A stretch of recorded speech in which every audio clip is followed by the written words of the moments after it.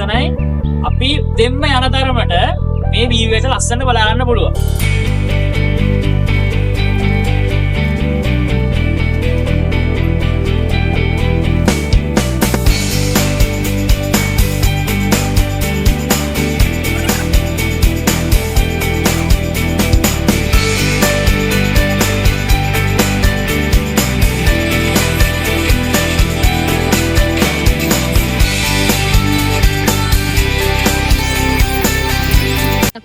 Club එකෙන් පළවෙනිටම ආපු hike එක තමයි වංගෙඩිගල. මට ඒකට පාර්ටිසිපේට් කරන්න ලැබුණ එක ලොකු අවස්ථාවක් විදිහට මම දකිනවා. මුලින් නම් ටිකක් ඇත්තටම මෝරනා නෑ ගන්න. ඒ වුණාට ඉතින් කොහොම හරි අක්කලාගේ අයියලාගේ උදව්වෙන් නෑගත්තා. දැන් මම සතුටු වෙනවා දැන් අපි ඉන්නේ මේ පීක් එකේ. මේ view එක දැක්කම ඒ හැම දෙයක්ම නැති වුණා වගේ දැනෙනවා. Thank you.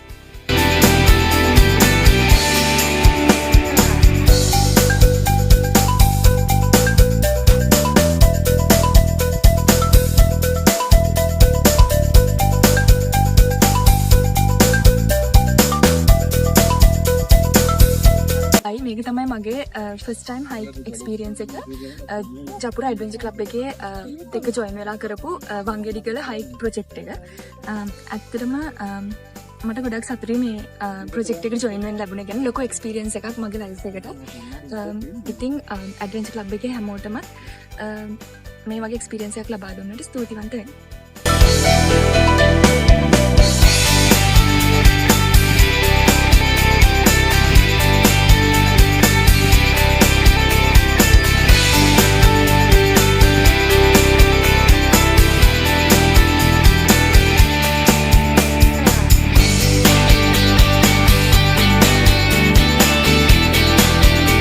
පේනවා ඇති මගේ මේ වටපිටාවේ තියෙන සීතලෙන් වටවෙච්ච මේ බීදුමින් වටවෙච්ච වටපිටාව.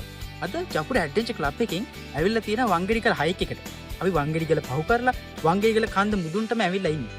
මං අද අපි සම්බන්ධ කරගන්නවා ඉසිරු කාවින්ද ඇඩ්වෙන්චර් ක්ලබ් එකේ සමාජිකයෙක්. ඔහු අපිට කියලා දෙයි මේ ඇඩ්වෙන්චර් ක්ලබ් එකේ මේ හයික් එකේ මේ කන්දත් එක්ක තියෙන සම්බන්ධතාවය සහ ඒ අදාළ විස්තර ටික. ඔව් දර්ශන්. දැන් අපි මෙතන ඉන්නේ අපි වංගෙඩිගල ඉන්නේ. අපි මේකට ඇයි ඉස්සෙල්ලා වංගෙඩිගල කියන. වංගෙඩිගල කියන්නේ මේක වංගෙඩියක් වගේ හැඩේ තියෙන හින්දා තමයි අපි මේක වංගෙඩිගල කියන්නේ. එතකොට ඔයාලට පේනවා ඇති මෙතන මේ මායිමක් ලකුණු කරලා තියෙනවා. මේක පළාත් මායිම.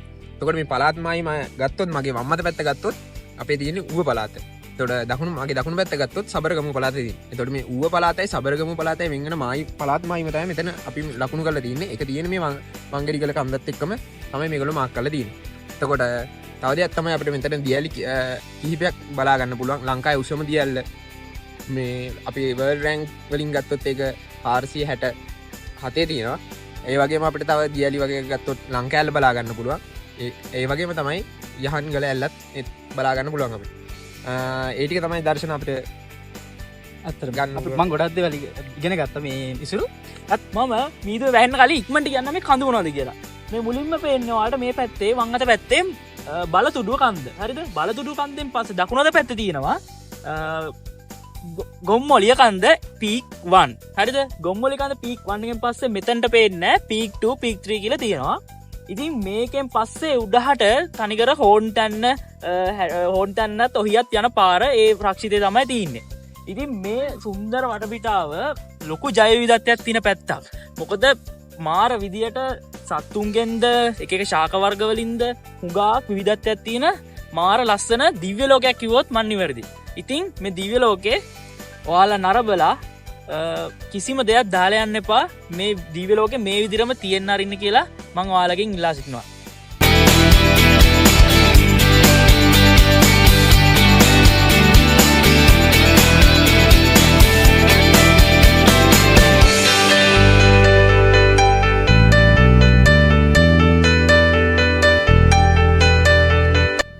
අපි දෙන්න ජපුර ඇඩ්වෙන්චර් ක්ලබ් එකට ජොයින් වෙලා දැන් ගොඩක් කල් වෙනවා. ඊට පස්සේ අපි ඉස්සෙල්ලා හම්බ වෙලා තින්නේ ජපුර ඇඩ්වෙන්චර් ක්ලබ් එකෙන්. ඒ වුණාට අපි එතකොට ඇඳුරගෙන හිටියේ නෑ. පස්සේ තමයි අඳුනගත්තේ. එතකොට අපි ඇඩ්වෙන්චර් ක්ලබ් එකෙන් ඕගනයිස් කරපු හයික් කිහිපයකටම සම්බන්ධ වුණා. ඉතින් මේක මම හිතන්නේ අපි දෙන්නගේ අවසාන හයික් එක වෙන්නත් පුළුවන්. මොකද ෆයිනල් ඉයර්. ඉතින් මේක අද ඉන්ලවිච් එක ගැන ගොඩක් සතුටුයි.